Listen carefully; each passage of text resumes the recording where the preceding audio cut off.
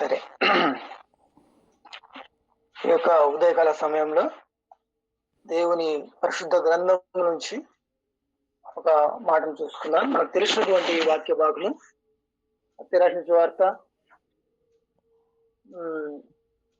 1వ అధ్యాయము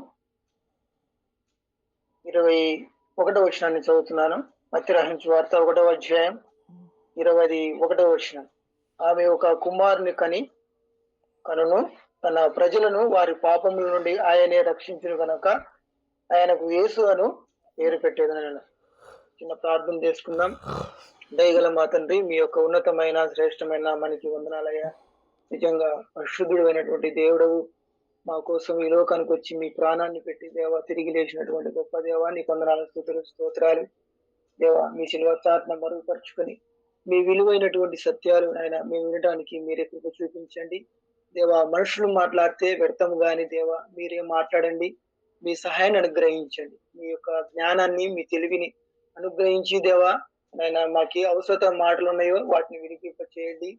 సమస్తమును మీ చేతులకు అప్పగించుకుంటూ నన్ను నేను తగ్గించుకుంటూ ప్రభువా మీ నామాన్ని అత్యున్నతంగా హెచ్చిస్తూ ఈ చిన్ని ప్రార్థన మా రక్షకుడు మా ప్రభువునైనా యేసుక్రీస్తు జీవం కలిగిన నామమున అడిగి వేడుకొని పొంది ఉన్నాం మా పరమ తండ్రి, ఆమేన్. ఇచ్చినటువంటి సమయాన్ని బట్టి దేవునికి ఎంతగానో వందనాలు తెలియజేస్తున్నాను. నిజంగా ఇప్పుడు మనం ఉన్నటువంటి పరిస్థితులు మనకందరికీ తెలుసు కదా. క్రిస్మస్ సీజన్ లో మనం ఉన్నాం. క్యారల్స్ అయితేనేమి, ఎక్కడక్కడ మీటింగ్లు అయితేనేమి, తర్వాత దేవుని యొక్క క్రీస్తు జననం గురించినటువంటి విషయాలు ఎంతగానో ప్రకటింపబడటము, లేదా దేవుని యొక్క సువార్తను దీని ద్వారా మనము ముందుకు తీసుకెళ్లాల్సినటువంటి అవసరత ఎంతో ఉందని మనము వింటూ వస్తూ ఉన్నాం. దానికి అనుగుణంగానే ఒక చిన్న మనకు తెలిసినటువంటి వాక్య భాగము ఇక్కడ మనం చూస్తే,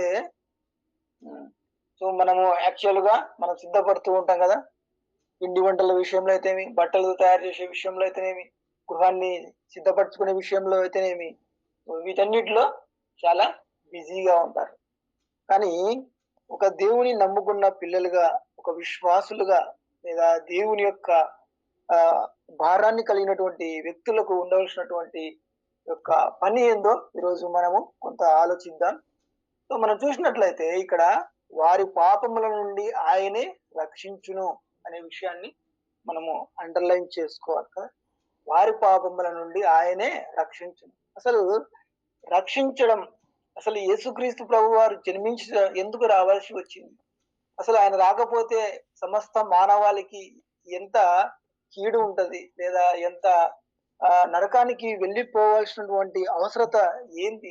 అసలు ఎందుకు రావాల్సింది ఆయన భూమి మీదకి? ఒక పరిశుద్ధుడైన దేవుడై ఉండి పరలోకంలో నిజంగా అంటాడు కదా, విడిచిపెట్టని భాగ్యము ఎంచుకొనలేదు, కానీ తను తాను తగ్గించుకున్న వాడై ఈ లోకానికి రావాల్సినటువంటి అవసరత ఏముంది అనే విషయాన్ని మనం ఆలోచిస్తే, సో ఇక్కడ భూమి మీద ఉన్నటువంటి సమస్త మానవాళి ఒక ప్రమాదంలో ఉన్నారు. కాబట్టి అందుకే కదా మనం ఎప్పుడంటాం ఆయనే రక్షించును అని ఉంది కదా. రక్షించును అంటే రక్షణ. ఎప్పుడైనా మనం ఒక గోధులో పడినాం, ఫర్ ఎగ్జాంపుల్, మనం ఏం ఆలోచిస్తాము? రక్షించండి, కాపాడండి. ఒక ప్రమాదంలో ఉన్నప్పుడు మాత్రమే అలా మనము కేకలు వేసేటువంటి వారమై ఉంటున్నాం. సో అందుకనే అలాంటి ప్రజలకు ఆయన రక్షణ అనేది అవసరము ఉంది. కాబట్టి ఆయన ఈ లోకానికి రావాల్సినటువంటి అవసరత ఎంతగానో ఉన్నట్లుగా మనం చూస్తాము. అందుకే ఆయన వారి పాపం నుండి ఆయనే రక్షించును. సో రక్షకుడుగా ఆయన ఈ లోకానికి జన్మించడం మనము చూస్తూ ఉంటాము. ఏది నుంచి రక్షించినాడు? వాళ్ళ యొక్క పాపముల నుంచి అని రాయబడింది. పాపములు మనకు తెలుసు కదా, ఆజ్ఞ అతిక్రమమే పాపము. పాపం వలన వచ్చే జీవితం ఏంటి? మరణము కదా. ఇవన్నీ మనకు తెలుసు. సో పాపంలో ఉన్నారు. ఎక్కడున్న ప్రజలు? భూలోకంలో ఉన్న ప్రజలు, భూమి మీద ఉన్న ప్రతి ఒక్క వాళ్ళ హృదయం అనేది చెడిపోయింది. అందుకే కదా రోమీయులకు రాసిన పత్రికలు అంటారు కదా, అందరూ పాపం చేసి దేవుడు అనుగ్రహించి మహిమను పొందలేకపోతున్నారు అనే విషయాన్ని, దాని ద్వారా మన ప్రతి ఒక్కరు జన్మతో కదా మన పాపంలో పుట్టిన మన కోసము రక్షకుడు అనేది అవసరము. అందుకోసమే ఆయన ఈ లోకానికి రావాల్సి వచ్చిందనమాట. అందుకే కదా వారి పాపం నుండి ఆయన రక్షించిన. అసలు భూమి మీద పాపములు క్షమించే అధికారము ఒక్క యేసుక్రీస్తు ప్రభు వారికే ఉంది కదా. ఇంకా ఆ పాపాలు క్షమించే అధికారం ఇంకా ఏ అధికారమైనా ఉండొచ్చు. ఐఏఎస్, ఐపీఎస్, తర్వాత అత్యున్నతమైన ముఖ్యమంత్రి, తర్వాత ప్రధానమంత్రులు కదా. వీటన్నిటిని మనం చూసినప్పుడు అన్నిటికంటే అధికారము ఆ పాపములు క్షమించడం అనేది అంత ఈజీ ఆషామాషి కాదు. అది అందరూ అనలేరు. కాబట్టి ఒక్క యేసుక్రీస్తు ప్రభు వారికి మాత్రమే ఆ యొక్క అధికారము కలదు కదా అని మనం చూస్తే మార్కు రాసిన సువార్తలో ఆ విషయాన్ని మనకు క్రోడీకరిస్తాడు. దానికి మనకు సహాయంగా చూద్దాం. మార్కు రాసిన సువార్త 2వ అధ్యాయము 5వ వచనంలో మనం చూస్తే అక్కడ ఆయన అంటాడు కదా, ఆయన నీ పాపములు క్షమించబడినవని పక్షవాయులతో చెప్పాను కదా. అప్పుడు ఏం చేస్తున్నాడంటే శాస్త్రంలో కొందరు అక్కడ ఉన్న వారందరూ కూర్చొని పాపాలు క్షమించడానికి ఈయన ఎవరు అనే విషయాన్ని వాళ్ళు ఆలోచించుకుంటుంటే ఆయన చెప్తున్నాడు, నీ పాపములు క్షమించబడిన చెప్పుట సులభమా, నీవు లేచి నీ పరుపెత్తుకొని లేవడం అని సులభమా అని చెప్పినప్పుడు చెప్తూ ఆయన అయితే పాపములు క్షమించుటకు భూమి మీద మనుష్య కుమారునికి అధికారం కలదని తెలుసుకునవలని వారితో చెప్పాను. నిజంగా ఎంత కదా, పాపములు క్షమించే అధికారం ఓన్లీ వన్, ఒక జీసస్ మాత్రమే దేవుడు. ఆయనకు మాత్రమే ఈ అధికారం కలదు, ఎవరికి లేదు ఈ అధికారం కదా. సో ఇలాంటి గొప్ప దేవుడు, అందుకే ఆయన భూమి మీదకి రావాల్సి వచ్చింది. అందుకే కదా మనము ఒక చరిత్ర గల దేవుడు ఈయన. యేసుక్రీస్తు ప్రభు వారంటే తెలియని వాళ్ళకు తెలియదు, కానీ నిజంగా అందుకే కదా మనము మన అన్నవారు చెప్తున్నట్లుగా శిష్యంలో కూడా క్రీస్తు శకము క్రీస్తు పూర్వము ఎవిడెన్స్ మనకు చూస్తే నిజంగా దీన్ని బేస్ చేసుకునే ఈ యొక్క శకాన్ని, అందుకే ఆయన శక పురుషులుగా ఇక్కడికి రావడం జరిగింది. నెక్స్ట్ చూస్తే యేసుక్రీస్తుకున్నటువంటి ఈ యొక్క ఆధారాలు మనం చూస్తే మత్స్య రాసిన సువార్తల 1వ అధ్యాయంలో చూస్తే కదా, ఆయన వంశావళి, యేసుక్రీస్తు వంశావళి 1వ అధ్యాయం 1వ వచనంలోనే రాయబడింది. యేసుక్రీస్తు యొక్క వంశావళి. నాకు ఒక మాట ఏంటంటే, ఇప్పుడు మా నాన్న ఉన్నాడు, తర్వాత మా అబ్బగారు అంటారు, ఆయన తర్వాత ఆయన జనరేషనే నాకు తెలియదు కదా, వాళ్ళ పేర్లు తెలియదు, వాళ్ళ యొక్క హిస్టరీ తెలియదు. కానీ ఇక్కడ చూస్తే మత్తయి రాసిన సువార్తలో ఎక్కడి నుంచి వచ్చాడు యేసుక్రీస్తు, ఏ వంశావళి, ఎలా రాయబడ్డాయి చూడండి. ఒక ఆర్డర్ ప్రకారం, ఒక క్రమం ప్రకారం. దీన్నండి ఇలాంటి దేవుడు ఇంకెవ్వరు లేరు. ఇలా ఒక ప్రణాళిక, తర్వాత ఒక ఎవిడెన్స్ ఆయన వంశావళిలో చక్కగా ఎలా వచ్చాడో, ఏ యొక్క వంశావళి నుంచి ఆయన జన్మించాడో కొన్ని తరాల వరకు ఈ యొక్క పరిశుద్ధ గ్రంథంలో రాయబడి ఉంది కదా. దీన్ని మనము ఈ యొక్క ఎవరైతే దేవుని నమ్ముకుని ప్రజలు ఉన్నారో వాళ్ళకు మనము ఎవిడెన్స్ చూపాల్సినటువంటి అవసరత ఉంది. సో మనమందరం కూడా పాపం అనే బంధకాల్లో ఉన్నాం.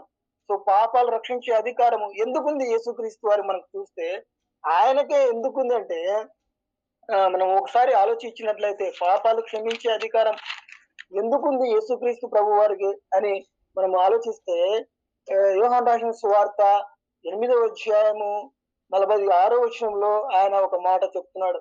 యోహాను రాసిన సువార్త 8వ అధ్యాయము 46వ వచనంలో, నా యందు పాపం ఉన్నదని మీలో ఎవడు స్థాపించగలడు, స్థాపించును. ఎంత అసలు ఈ మాట అనాలంటే హృదయంలో ఎంతో ఆ పాపం ఎవరైతే చేయలేరో ఆ మాటను అనగలరు కదా. నాలో పాపం ఉంది అని మీరు ఎలా నిరూపించండి అని ఆయన ఒక యావత్ ప్రపంచానికి సవాలు వేసినటువంటి గొప్ప దేవుడు కదా. ఎంత ఆ మాటలో ఆయన భూమి మీదకి వచ్చి పాపం లేని వాడుగా జీవించి మనలో ఒక మనుషునిగా కదా జన్మించి పాపం లేని వ్యక్తిగా ఉన్నట్లుగా మనం చూస్తాం. అందుకే ఆయనకు పాపాలు క్షమించే అధికారం ఉంది. ఆయన యొక్క జన్మలు కదా పరిశుద్ధాత్మ వల్ల కన్య గర్భవతి అయి కుమారుని కనను. ఆయన జననంలో పాపం లేదు, ఆయన జీవించిన విధానంలో పాపం లేదు. నిజంగా ఆయన సిలువలో నిజంగా మరణించినటువంటి విధానంలో ఎక్కడ చూస్తే తన జీవితంలో, అందుకే ఆయన కంప్లీట్ గా మ్యాన్ అండి. కొందరు ఏమంటారంటే ఆయన యేసుక్రీస్తు ప్రభు వారు కదా, దేవుడు కదా, అందుకే ఆయన పాపం చేసుకోలేడు అని. లేదు, ఆయన బైబిల్లో మనం చూస్తే కొన్ని విషయాలు అక్కడక్కడ ఆయన ఏడ్చెను. లాజరు చనిపోయినప్పుడు కన్నీళ్లు విడిచాను. ఎందుకండి ఒక దేవుడు అయ్యండి ఎందుకు కన్నీళ్ళు విడిచాల్సిన అవసరం ఎందుకు వచ్చింది? సో ఆయన కంప్లీట్ గా మ్యాన్ ఆఫ్ గాడ్ కదా. ఆయన వేదన మనుషులకు ఏ విధంగా ఉంది, ఆకలి కొన్నాడు. నిజంగా వీటన్నిటి చూసినప్పుడు ఆయన ఒక మనుషునిగా ఈ లోకానికి వచ్చి నిజంగా తను తాను ఆ యొక్క పశువుల పాకలో ఎంతగానో అసలు జన్మించేటప్పుడు కూడా ఆయనకు స్థలము లేనివాడుగా ఉంటున్నాడు కదా. నిజంగా ఇదే విషయాన్ని చూస్తే లూకా రాసిన సువార్తలో కూడా ఆయన మనకు రాస్తాడు ఉంటాడు కదా.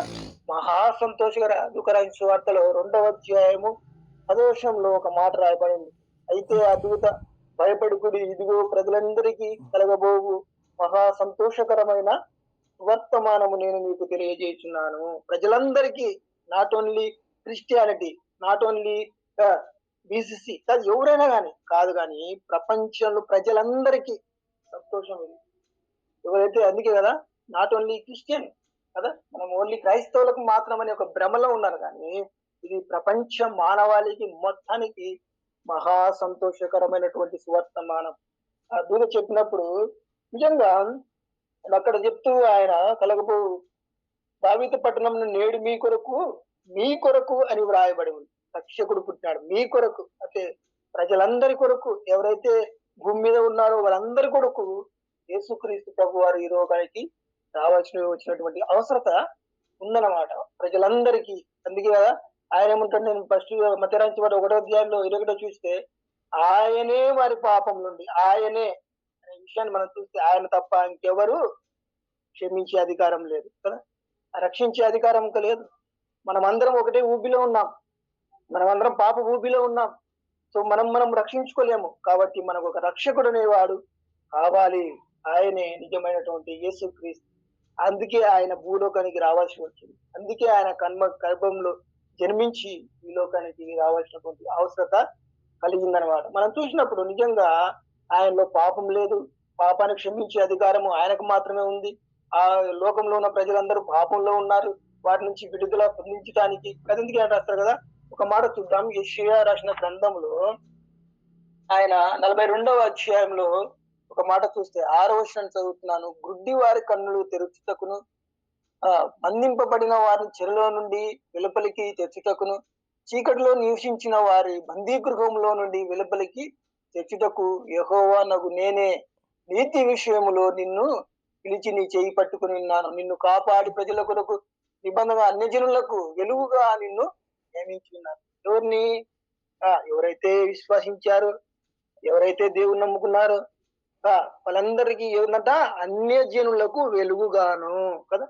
అన్యజనులకు అంటే మనం చూస్తాం ఈ లోకంలో ఎవరైతే ఇంకా యేసుక్రీస్తు నమ్మలేదో, ఎవరైతే దేవుని దగ్గరకు రాలేదో, ఎవరైతే దేవుని ఇంకా బైబిల్ అంటే తెలియదు, దేవుని వాక్యం అంటే తెలియదు, వీళ్లకు వెలుగుగాను నిన్ను నియమించాడు. నువ్వు రక్షింపబడ్డావు, నువ్వు దేవుని దగ్గర వచ్చి నీ పాపాలు ఒప్పుకొని ఆయనలో నివసిస్తున్నావు, ఆయన కొరకు జీవిస్తున్నావు.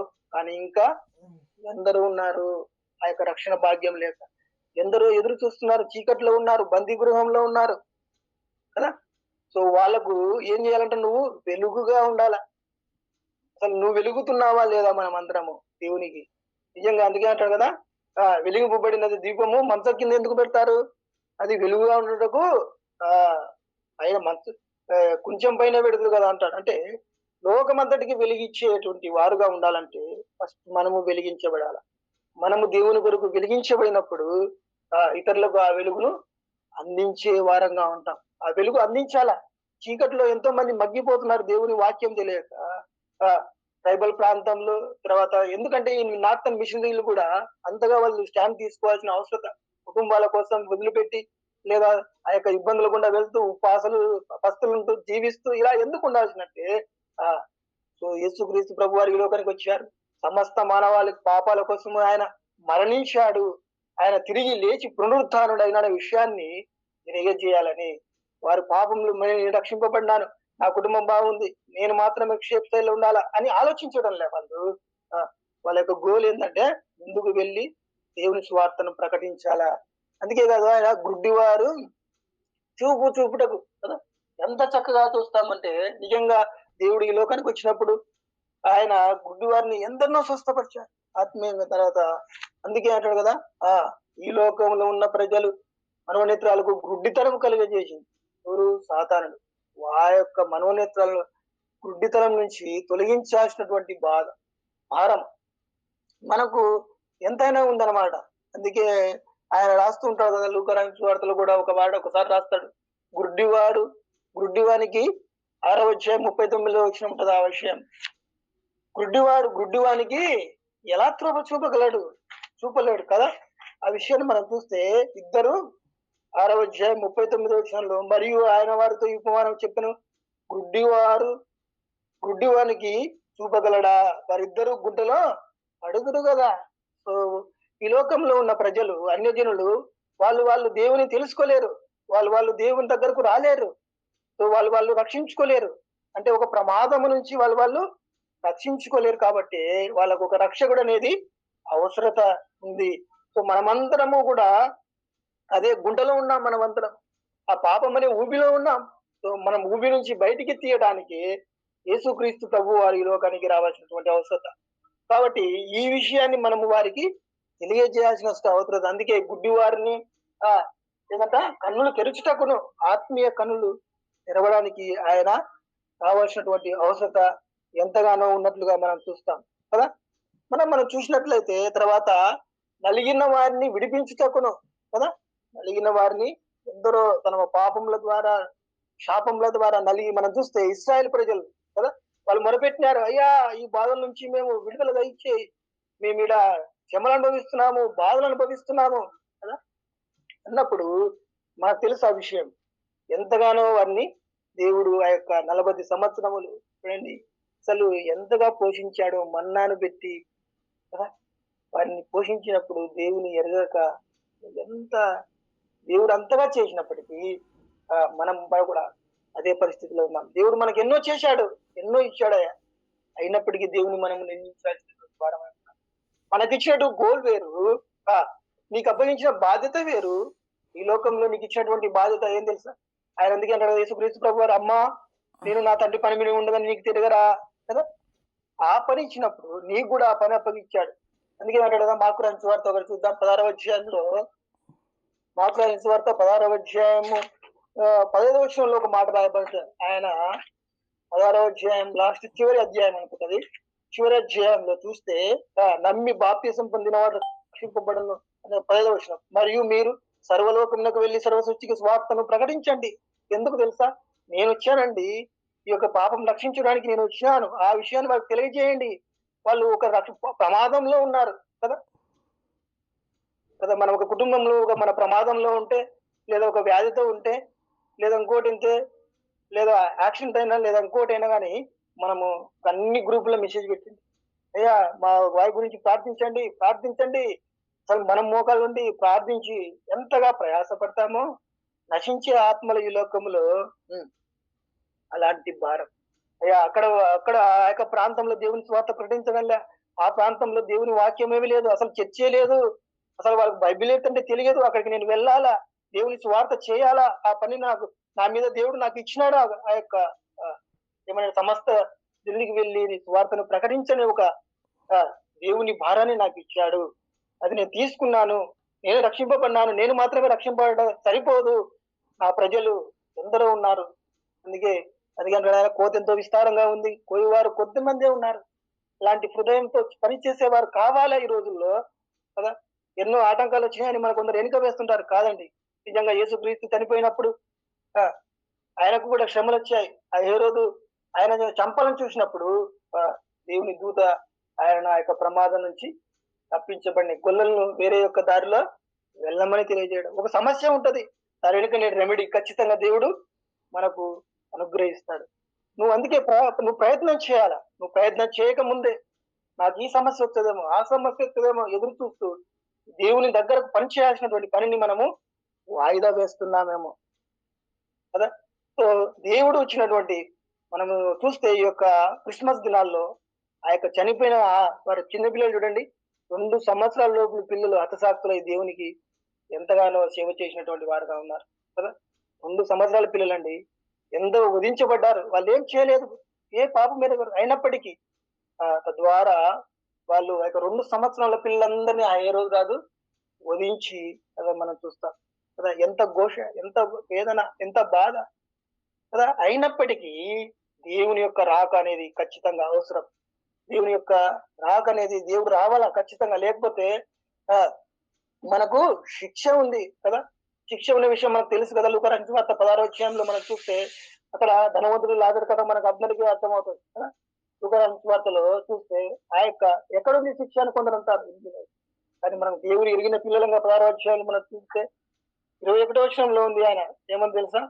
ఈ వేదనకరమైన స్థలంలో వారికి రాకుండా అని కూడా అక్కడ రాస్తాడు కదా. ఈ వేదనకరమైన స్థలంలో వారికి రాకుండా దయచేసి లాజరును పంపు. 28వ వచనంలో వారు ఈ వేదనకరమైన స్థలమునకు రాకుండా వారి సాక్ష్యం ఇచ్చేటకై నా త్రేణి వారిని పంపవాలని నేను వేడుకుంటున్నాను.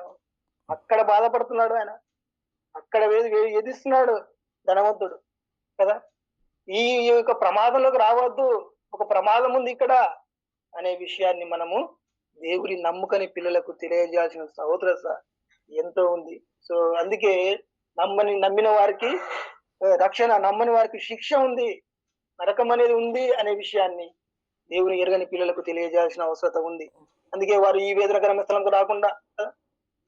కాబట్టి ఇదే అధ్యాయంలో 15వ అధ్యాయం 10వ వచనంలో చూస్తే నువ్వు పని చేస్తే, నువ్వు దేవుని కొరకు నిలబడితే, నువ్వు స్టాండ్ తీసుకుంటే, అది ఎంతైనా కానీ నిలబడితే దేవుడు అందుకే ఏమంటాడు తెలుసా? లూకా రాసిన సువార్త 15వ అధ్యాయం 10వ వచనంలో అంటాడు, అటువలే మారు మనసు పొందు ఒక్క పాప విషయమై దేవుని దూతల సంతోషం కలగాలని చెప్పాను కదా. ఒక్క పాపి అని ఎదురు చూస్తున్నాడు. నువ్వు పని చేస్తే ఒక్క పాపి మారడానికి సిద్ధంగా ఉన్నాడు. నువ్వు వెళ్ళాలా, నువ్వు స్టాండ్ తీసుకొని చెప్పాలి. అందుకే అంటాడు కదా, నినివే పట్టణానికి ఏమంటాడు తెలుసా? నువ్వు వెళ్ళు ఏమన్నాను కదా, నువ్వు వెళ్ళయా, చెప్పయ్యా ఫస్ట్ అనేది. దేవుని మాట విని వేరేది వెళ్ళినప్పుడు దేవుడు తన పని చేయాలనుకున్నప్పుడు ఎట్టైనా దేవుడు మలసగలడు. మళ్ళా అతను తీసుకెళ్లి అదే వ్యక్తిని ఆ ప్రాంతంలో దేవుని స్వార్థ ప్రకటించడానికి వాడుకున్నటువంటి మన విధంగా చూస్తాం. వెళ్ళినప్పుడు చెప్పినప్పుడు ఓన్లీ ఆయన చెప్పాడంతే, అయ్యా మీకు మీదికి గురత రాబోతుంది అనే విషయాన్ని వారు తెలియజేసినప్పుడు వెంటనే అని ఇక్కడ రాయబడి ఉంటది. అక్కడ వెంటనే కదా, నువ్వు చెప్పాడండి ఆయనను, నన్ను చంపేస్తారని యోనా భయపడినప్పుడు ఒక మాట చెప్పాడు, కానీ కార్యం చేసేది దేవుడే. వారి హృదయాలు మార్చేశాడు, వారిలో భయం వచ్చేసింది కదా. వెంటనే వాళ్ళు గోనె పట్ట కట్టుకొని దేవుని ప్రార్థించడం ప్రారంభించారు. అప్పుడు ఆ యొక్క పట్టణం అంతా రక్షింపబడింది ఒక్క మాట ద్వారా. అందుకే అన్నాడు అప్పుడు కూడా, యోనా నువ్వు ఇంతగా నేను చేసినప్పుడు ఆయన అలుగుతాడు కదా, సొరచేతి విషయంలో ఇంత బాధపడుతున్నావే, నేను కనిన పిల్లలు, నేను స్వతహాగా తయారు చేసుకున్న పిల్లలు చనిపోతే నాకు ఎంత బాధ ఉంటది అనే విషయాన్ని ఆయన తెలియజేస్తుంటాడు కదా. మన తమ్ముళ్ళు, మన బ్రదర్లు, మన బంధువులు ఎందరో దేవుని తెలియక, దేవుని నామాన్ని తెలియక ఈ క్రిస్మస్ సీజన్ లో ఎంతవరకు మనం స్వార్థ ప్రకటిస్తున్నాం, తెలియజేస్తున్నాము. సమయం ఉండగానే అందుకే సద్వినియోగం చేసుకున్నాలా. నువ్వు ఒకవేళ మనసాన ఉంటే నువ్వు దేవుని స్వార్థ ప్రకటించలేవు కదా. కాబట్టి ఈ సమయంలోనే దేవుని ఇచ్చినటువంటి ఈ గోల్ను మనం చేరుకోవాలి. సో దేవుడు ఒక ప్రమాదం ఉంది, ప్రతి ఒక్కరు ఆ యొక్క ప్రమాదంలో ఉన్నారు, వారికి మనం స్వార్థ మోసుకోవాలి, వెళ్ళాల్సినటువంటి భారం ఎంతో ఉంది అనే విషయాన్ని మనం దృష్టిలో పెట్టుకొని ఆయన మాత్రమే ఈ లోకానికి వచ్చి మా పాపముల కోసం మరణించి సిలువలో పునరుద్ధారణ 3వ దినాన తెలిసినటువంటి గొప్ప దేవుడు కదా. అందుకే ఇలా చేయడానికి గల కారణం యేసుక్రీస్తు ప్రభు వారు ఒకటి, అదేదో తెలుసు, ప్రేమ, పాపి పట్ల ఉన్నటువంటి ప్రేమ. ఎంతగానో ఆయన వచ్చి ఎన్నో శ్రమలు మనకన్నీ తెలుసు ఒక విశ్వాసులు. సో ఈ యొక్క దినాన దేవుని యొక్క క్రిస్మస్ సీజన్ లో దేవుని స్వార్థ ప్రకటించాల్సినటువంటి అవసరత ఎంతో ఉందని తెలియజేస్తూ, కాబట్టి దేవుడు వచ్చినటువంటి ఉద్దేశం ప్రజలందరి కోసం ఆయన తెచ్చినటువంటి ఆ సంతోషాన్ని మనం పాల్గొంచుకోవాలని తెలియజేస్తూ ఇచ్చినటువంటి ఈ మాటలు దేవుడు దీవించి ఆశీర్వదించును గాక. Praise the Lord brother, thank you. Praise the Lord brother.